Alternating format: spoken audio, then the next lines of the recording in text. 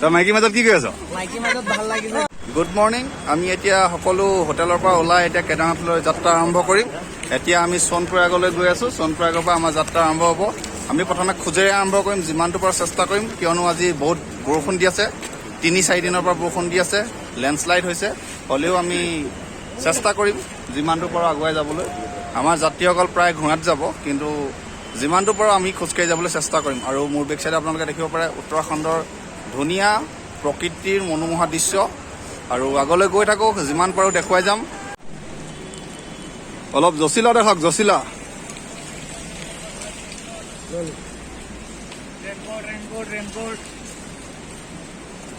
Ready নে চব? তই মাইকী মাজত কি কৰি আছ? মাইকী মাজত ভাল লাগিছে।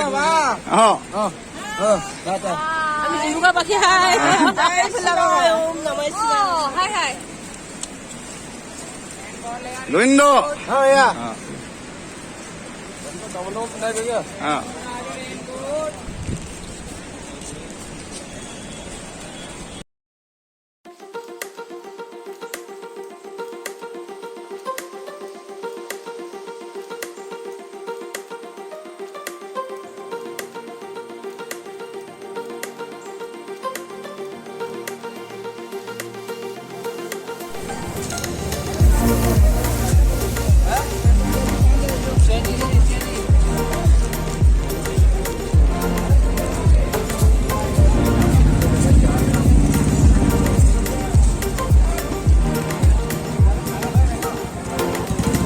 আকৌ খায় নি?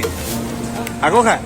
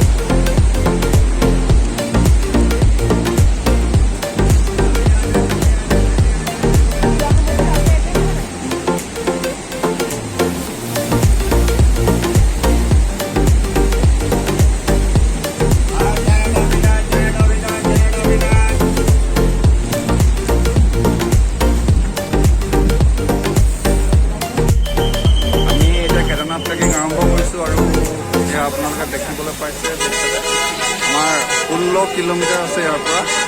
আমি 16 কিলোমিটাৰ খোজেৰে যাম। এই ৰেইনকোটকেইটা কম দামী ৰেইনকোট লগালে এইটোৱে হয়, 150 টকা দি পলিথিনৰ ৰেইনকোট। 1 কিলোমিটাৰ আগত 30 টকা আছিলে, আৰু ইয়াত ল'লোঁ, দেৰিকৈ ল'ম বুলি ভাবি থ'লোঁ, 150 টকা ল'লে। আৰু এইটো লাষ্ট চুমু ষ্টেণ্ড। ইয়াৰ পৰা আমি যাত্ৰা খোজেৰে আৰম্ভ কৰিম।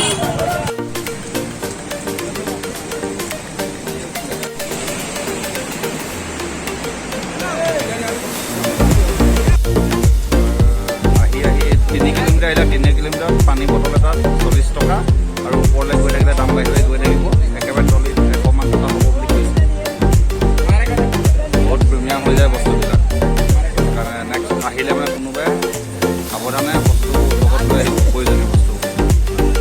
আৰু যিটো ঘোঁৰাত 1500, 1600, 2000 টকা হয়, সেইটো ঘোঁৰাৰ দাম আজি 8000 পৰ্যন্ত আগবাঢ়িছে। তো ভাড়াত যদি আমি ঘোঁৰা নিওঁ 8000 এটা টিপতে, আৰু পালকি পিঠিত লৈ যোৱাটো 14000 টকা। আৰু এতিয়া মানে মানুহৰ ভিৰ হৈছে কাৰণে মুখ মাংকি কিমত বিচাৰি দিয়ে। সেইকাৰণে এয়াই আৰু এটা বৰ ডাঙৰ বেপাৰ।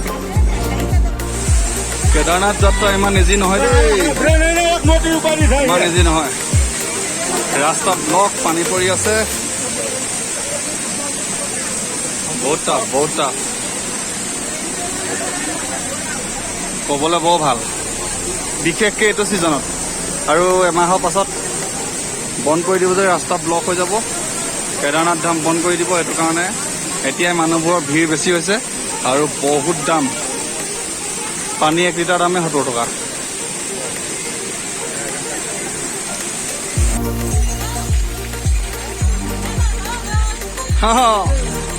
বলে বলে কেনেকুৱা এক্সপিৰিয়েঞ্চ কেনেকুৱা?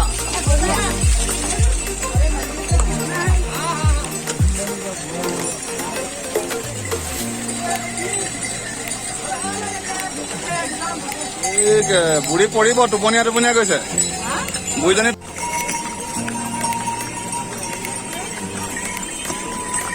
বৰ দুখ লগা দৃশ্য দেই, মৰ্মান্তিক দৃশ্য। ঘোঁৰাবিলাকৰ কিমান কষ্ট হয়, মৰিয়াই আৰু এতিয়া চব ডেড বডিটো এনেকৈ পেলাই থৈ দিয়ে। মৰ্মান্তিক চব বেপাৰ। ঘোঁৰাৰ কোব খোৱা দেখিলেই বেয়া লাগে। পইচাটো বা পইচাটোৱেই, কিন্তু মানে ঘোঁৰা পিঠিত উঠি যাবলৈ ঘোঁৰাটোক বহুত কষ্ট দিয়া যেন লাগে। যিকেইটা কোব মাৰে মালিকে।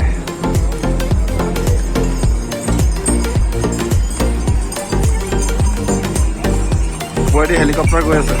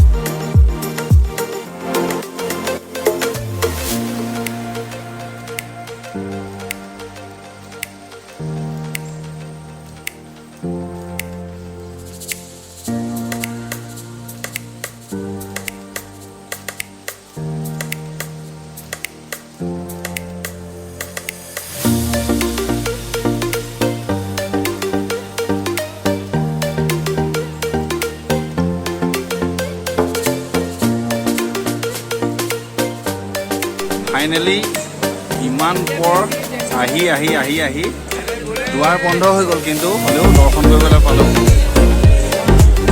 মোৰ ড্ৰিম কমপ্লিট হৈ গ'ল। ইমান ডাঙৰ এটা সপোন লৈ আহিছিলোঁ, ফাইনেলি পাই গ'লোঁ। Thank God. হৰ হৰ মহাদেৱ।